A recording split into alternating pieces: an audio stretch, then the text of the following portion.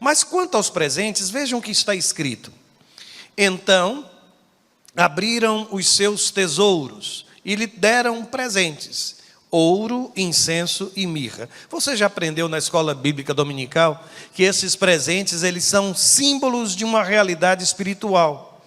Eles, de alguma forma, apontam para a realeza de Jesus, quando ele recebe o ouro. Estes presentes apontam para o sacerdócio de Jesus, quando ele recebe o incenso. E apontaria também para a morte vicária do Cristo, quando ele recebe a mirra, que era usado como unguento para a unção dos corpos antes do sepultamento. Mas notem aqui, o segundo presente, o incenso.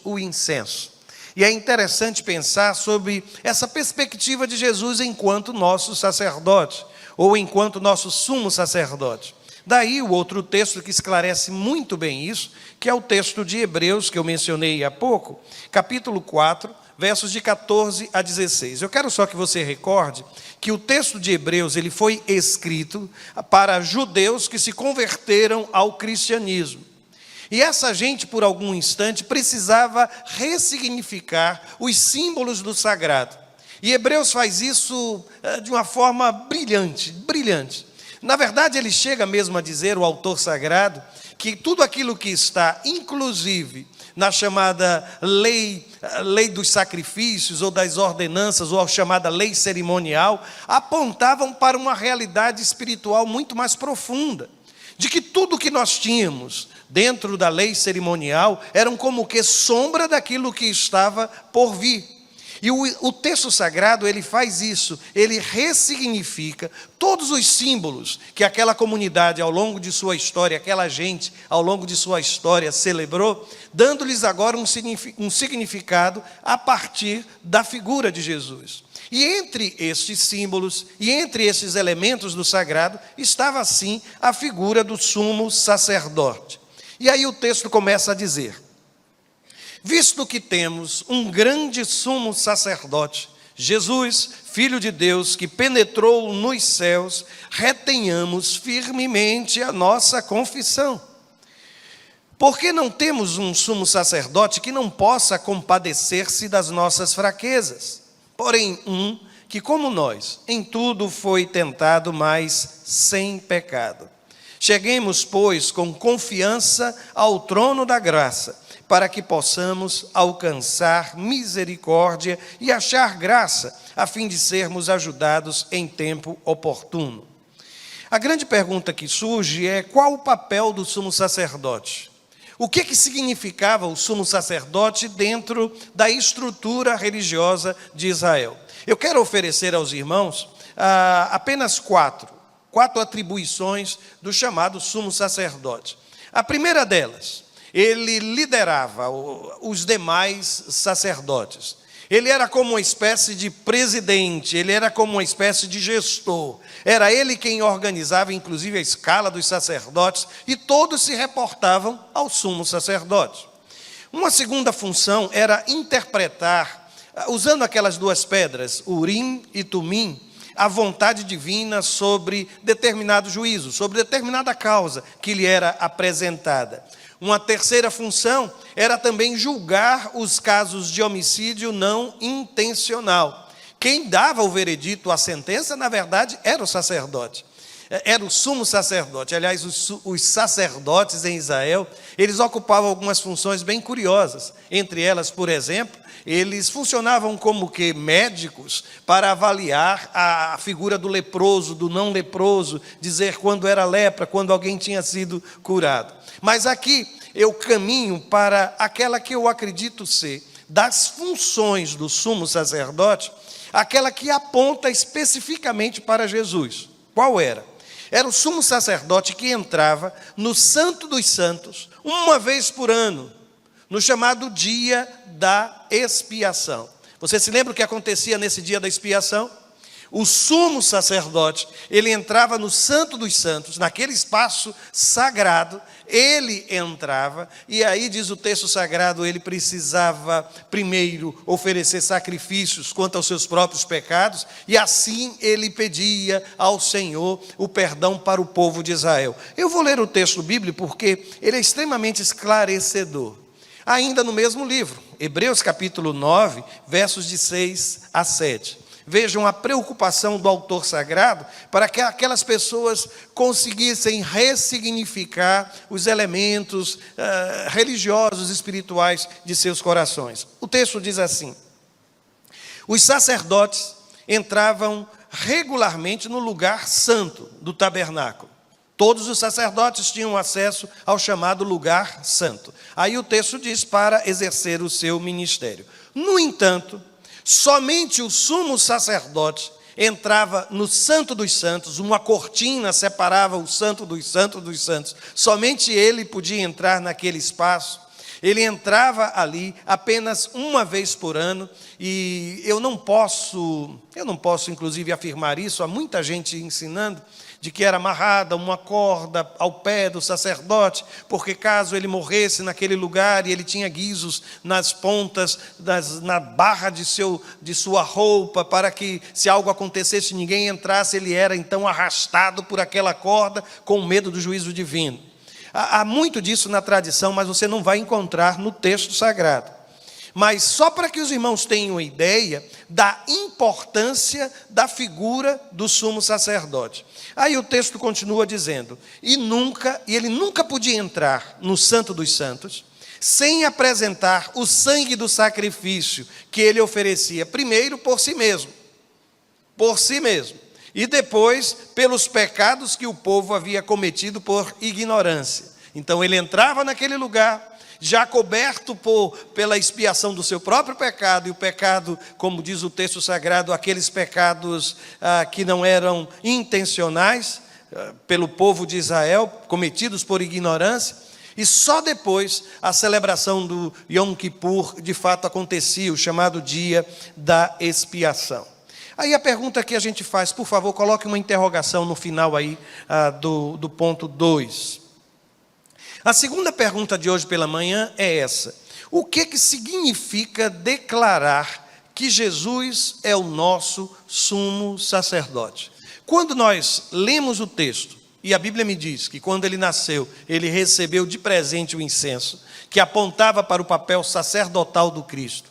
Quando eu leio o texto escrito aos Hebreus, curiosamente, irmãos, há 30 referências à pessoa do sumo sacerdote somente no texto de Hebreus, para verem a importância disso. A grande pergunta é: qual é o significado disso? O que significa declarar que Jesus é o nosso sumo sacerdote?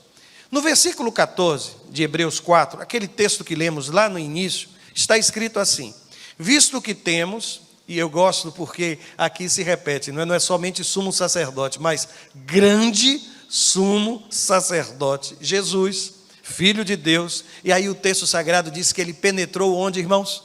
Nos céus. Onde é que o sacerdote, o sumo sacerdote, podia entrar? Entrar no chamado Santo dos Santos, que era uma representação simbólica da própria corte celestial, da habitação de Deus.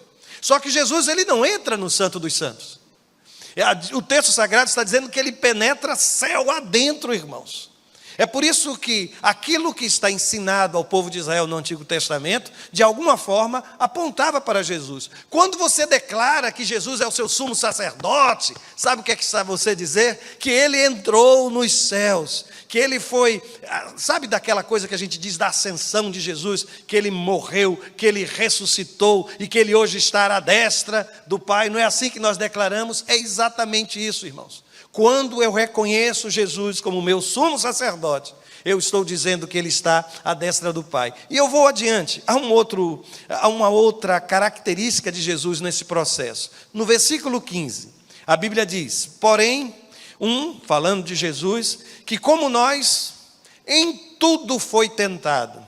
Aliás, há um capítulo na história de Jesus só para a tentação, sem contar as outras situações de tensão que ele viveu. Ele conheceu o que era traição, irmãos. Ele conheceu o que era o espancamento, a violência. Ele conheceu o que era a indiferença. Ele conheceu o que era homens tentando todo o tempo tramar situações para de alguma forma atingi-lo. Ele conheceu a rejeição por parte dos nazarenos, por parte dos que habitavam em Gadara. Jesus foi tentado das mais diferentes formas, das mais diferentes situações. Ele foi provado, tentado, porque a palavra que aqui aparece, ela poderia ser traduzida pelas duas expressões, tanto como provação, quanto por tentação. Mas aí o texto diz que em tudo ele foi tentado, não foi isso, irmãos? Porém, quantas vezes ele pecou, irmãos? Nenhuma. Jesus, ele é sem pecados. E somente ele, viu? Somente não ouse tomar o lugar de Jesus. Ah, pastor, mas eu nunca desejei mal a ninguém. Eu sou uma pessoa boa. Pode observar, as pessoas têm um carinho enorme por mim. Mas deixa eu lhe dizer, sem pecado, somente ele. Não há um justo, um sequer, e nós somos justificados. A justiça que eu recebo, irmãos, é a justiça de outrem, é Jesus, o justo. Foi a partir do Cristo que ele penetra no céu, ele me leva à presença de Deus. Ele é o meu sumo sacerdote, irmãos. Ele não é o sumo sacerdote tão somente, ele é o pastor dos pastores. Ele é o Senhor dos senhores, Ele é o médico dos médicos, Ele é a luz que resplandeceu nas trevas, Ele é a porta, Ele é a videira verdadeira, Ele é Jesus, o caminho, a verdade e a vida. E quando o texto fala sobre isso, fala de um Cristo sem pecado, eu sei que a teologia se dividiu ao longo de sua história em duas direções. A primeira que a gente chama de pecabilidade. Alguns que sustentaram que Cristo realmente poderia ter pecado, que acreditam e acreditaram que Jesus poderia sim ter pecado, ter sucumbido, caído diante da tentação. Há um autor que chega a dizer assim: se ele foi tentado, é porque poderia pecar, e se isso não fosse possível, não seria real.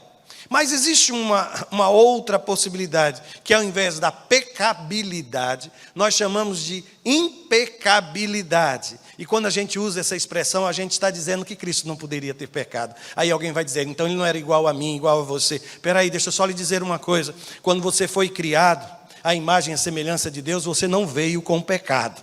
Nós não fomos criados com pecado. O pecado ele foi contraído, o pecado ele é queda. O pecado ele acontece como decisão, como escolha do próprio homem. Mas notem, em essência nós somos criados à imagem e semelhança de Deus, irmãos. E é nisso que o texto sagrado vai me falar da impecabilidade. Aliás, eu até trouxe algumas ideias sobre isso, de um autor, a semelhança do que eu fiz sobre a pecabilidade.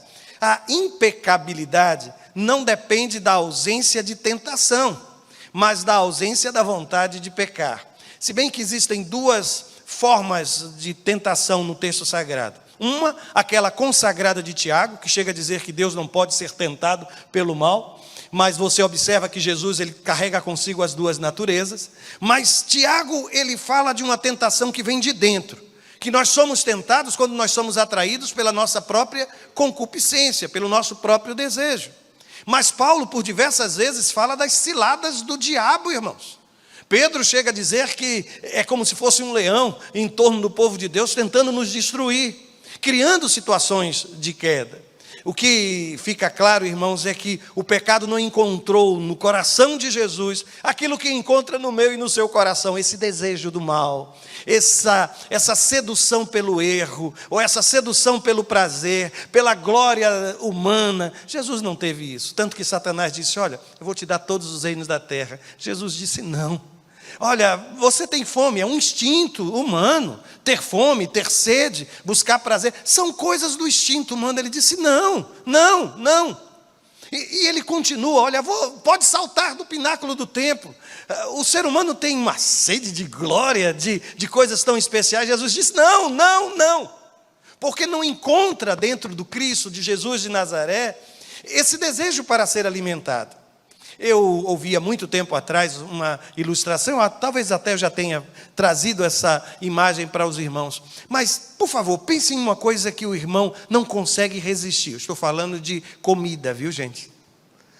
Um prato que quando você sente o cheiro, sabe, o cheiro daquilo, sabe cheiro de pipoca quando você passa aquele cheiro, sabe aquele cheiro de café, gente do céu, e você já vai com a xicrinha, diz, bota um pouquinho aqui para mim, o que que você quando sente aquela picanha, o cheiro, oh meu Deus do céu, ela chiando ali naquela churrasqueira, o que que lhe atrai, que faz com que você comece a salivar de desejo, entende? Quando o pecado ele vem para estimular aquilo que lhe seduz.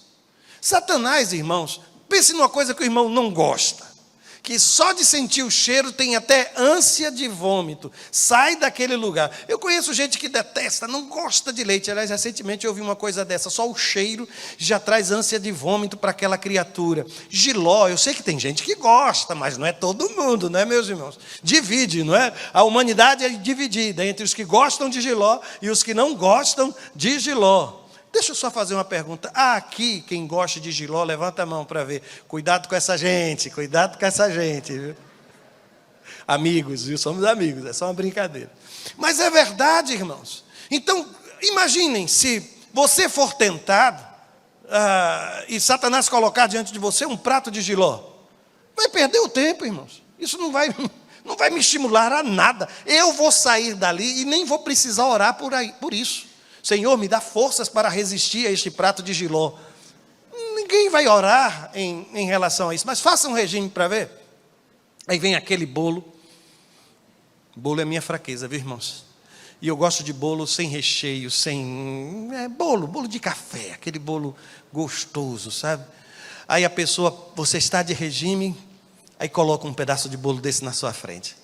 Aí você diz, é irresistível, é irresistível, é irresistível. E se for um bolo pastoral, irmãos, porque bolo pastoral é um outro nível, você percebe, né? Ele é um outro nível, é difícil de recusar. O que eu percebo, irmãos, é que Jesus ele não tem isso. Jesus ele não tem isso. Eu leio, por exemplo, a primeira carta de Pedro, no capítulo 2, 22, está escrito assim: o qual não cometeu pecado, nem na sua boca se achou engano. E eu fiz mais, eu colecionei aqui algumas informações. Jesus ele foi chamado de santo em Lucas capítulo 1, 35. Ele em algum momento do seu ministério chegou a desafiar seus inimigos a provarem que ele tinha pecado em João capítulo 8, verso 46. Jesus ele guardava a lei. Quando ele foi julgado, não puderam acusá-lo de um modo justo, precisaram trazer testemunhas falsas para acusá-lo. Ele foi declarado inocente por 11 vezes, somente no episódio da crucificação. Paulo, Pedro e João falam da impecabilidade de Cristo. Estão aí os textos, irmãos. E aí eu volto a lhe dizer, o Senhor a quem servimos, Ele não conheceu pecado, irmãos. Ele não conheceu pecado. Ele se fez pecado por mim e por você. Ele assumiu a forma humana, a natureza humana, para trazer a nossa redenção na cruz do Calvário. E desde o seu nascimento, quando aqueles magos chegaram, e eu imagino que os magos nem tinham a noção do que estavam fazendo, entregaram incenso àquele bebê, estavam declarando, aqui está, aquele que será o nosso sumo sacerdote. A partir do ano 70, os judeus não mais tiveram templo, não mais tiveram a figura do sumo sacerdote, mas Deus já havia se antecipado. Eu tenho um sumo sacerdote, um que é mediador entre Deus e os homens, um que intercede por mim, um que está ao meu lado, um que enviou o Paráclito, o Consolador, o Espírito Santo, para estar ao lado da igreja, e que também intercede pelo povo de Deus. Eu tenho um, sobre o qual todo nome, ou diante do qual todo joelho há de se dobrar, irmãos. Jesus de Nazaré. É impressionante porque era só um bebê, irmãos. Mas eu não sei se você já percebeu, alguém já disse que Deus trabalha com sementes, né? Vejam só, Ele tem um plano, por exemplo, de libertar Israel. Israel está em oração, oprimido estava o povo de Deus. E o povo orando pela libertação, e Deus disse, eu vou responder. Aí mandou um bebê.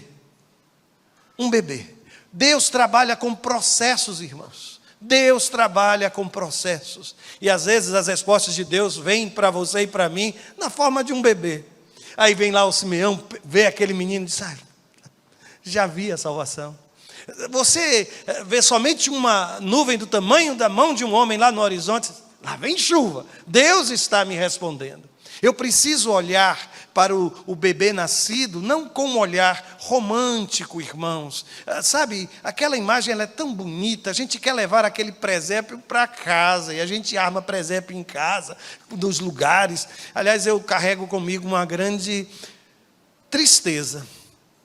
E tem a ver com o nosso encontro de casais lá em Gramado. Eu vou dizer para que os irmãos não fiquem com esse... Olha que silêncio, irmãos. O que foi que aconteceu, pastor? Deixa eu dizer-lhes. Nós fomos no tempo do Natal Luz, em Gramado. Mas no Natal Luz, não tem espaço para a luz do Natal, irmãos. Papai Noel em todos os lugares, mas não tem a figura de Jesus. Não é centrada na figura de Jesus. E aí eu voltei com um sentimento tão triste.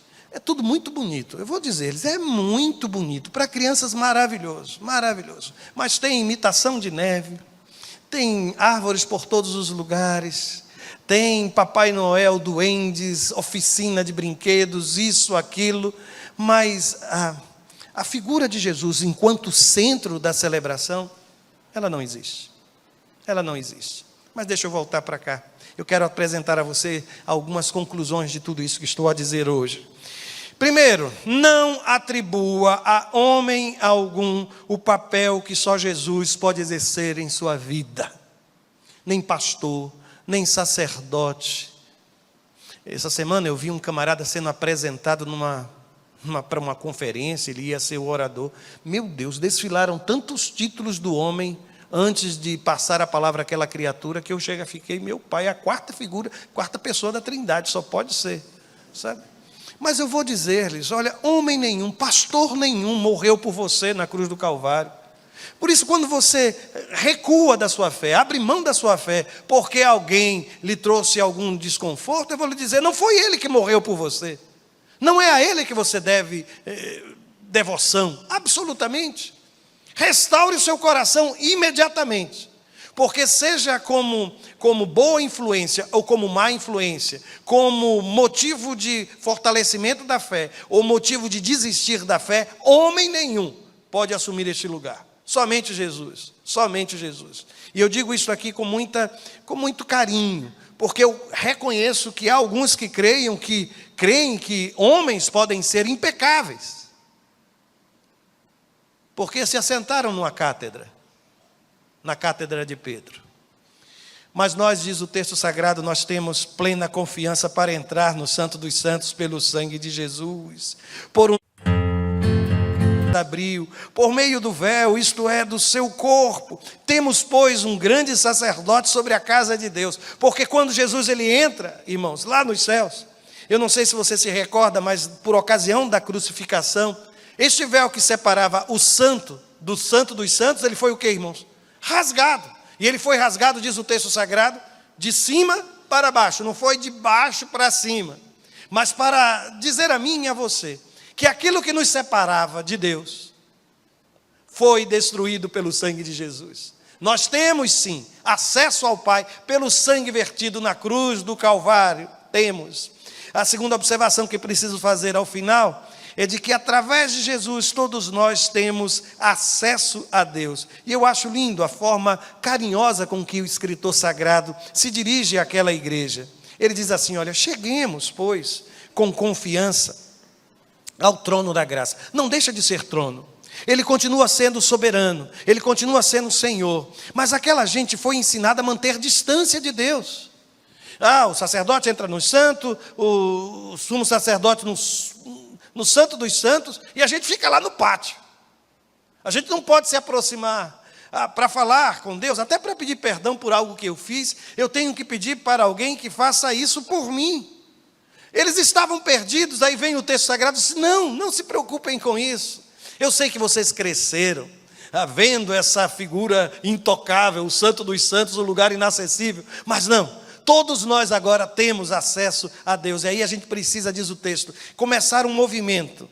Há um outro texto, uma outra tradução que diz aproximemo-nos, cheguemos, eu preciso tomar a iniciativa de chegar perto do meu Senhor. E aí isso ele diz assim, e com confiança. Agora não é confiança no seu mérito, viu? É confiança em quê? Qual é a última palavra que ali aparece, irmãos? Na misericórdia divina. Eu vou me aproximar de Deus porque eu confio na sua misericórdia para comigo. Eu sei que Ele é o Rei dos reis, o Senhor dos senhores, mas foi Ele quem abriu este acesso para que eu pudesse estar na sua presença. E eu vou confiante, não nos meus méritos, mas na misericórdia divina. E eu vou achar, aí o texto diz assim, e achar graça, favor imerecido. Eu não mereço, mas eu creio que o Deus que está acima de todas as coisas é um Deus que derrama graça sobre a vida dos seus filhos. Eu não mereço. Aliás, se você tem pedido a Deus que lhe dê aquilo que você merece, pare de fazer isso em nome de Jesus. Porque pode abrir um dia desse um buraco assim no chão, sabe?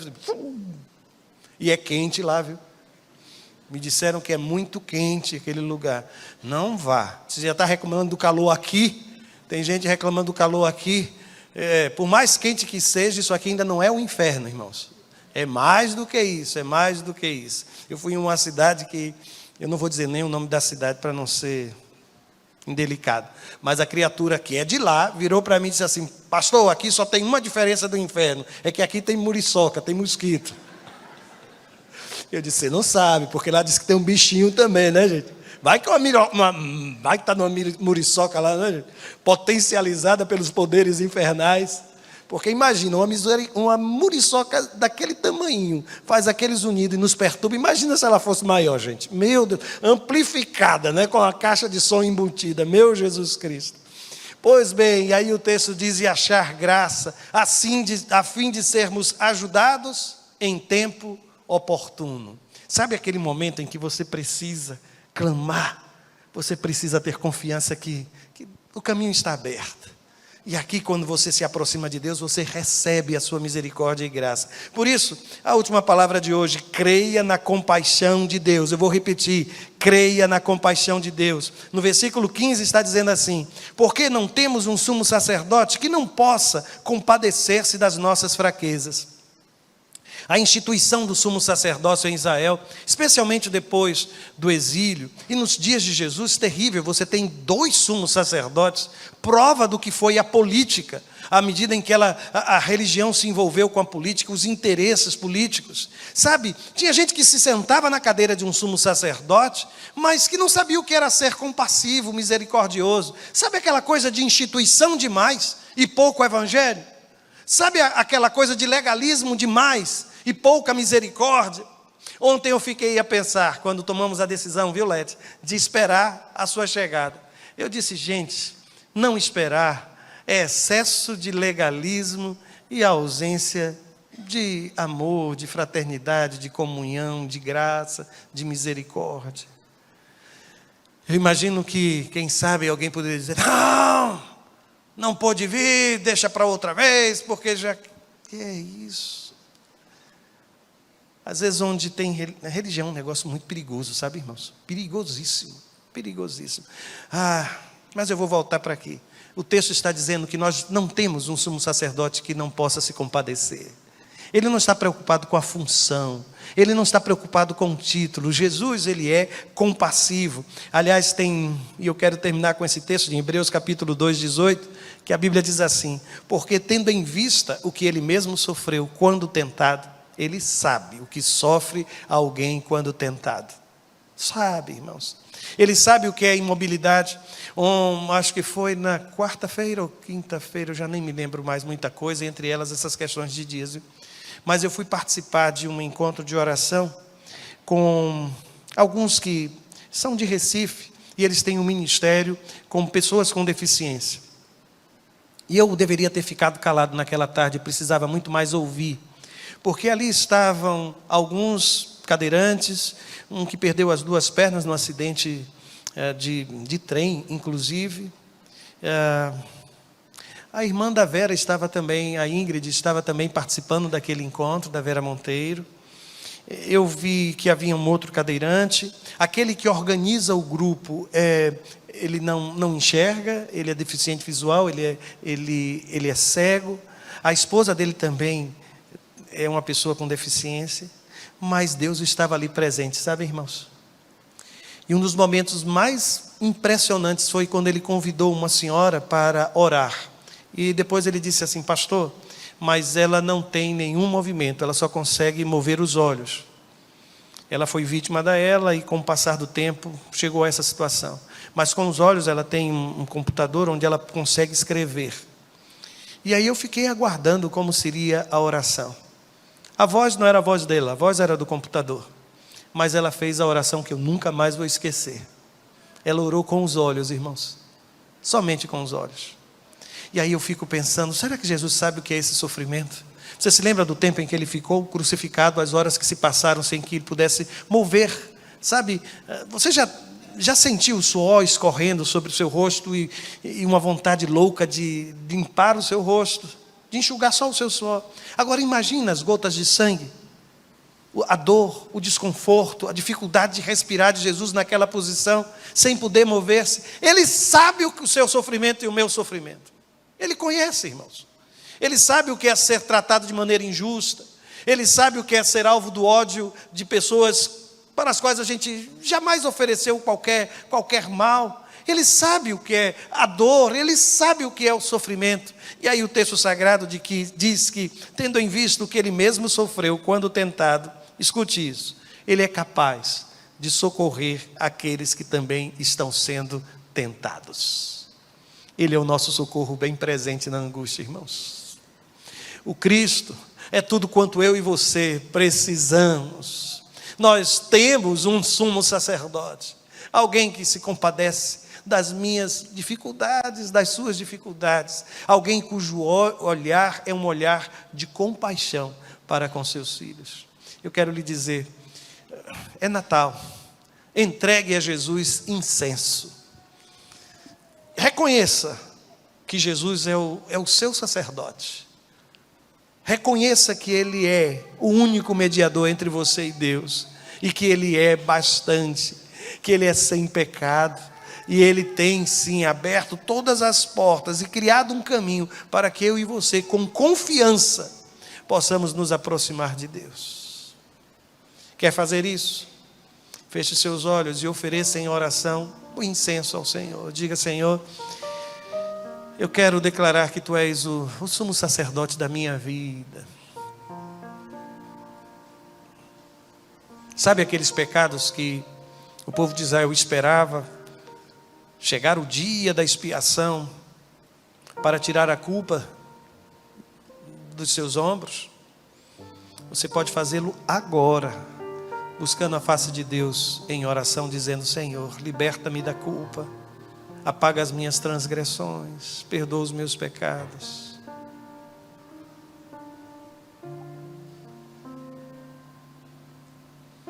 Converse com Deus e faça desta conversa também um momento de preparação para a ceia do Senhor que iremos celebrar agora.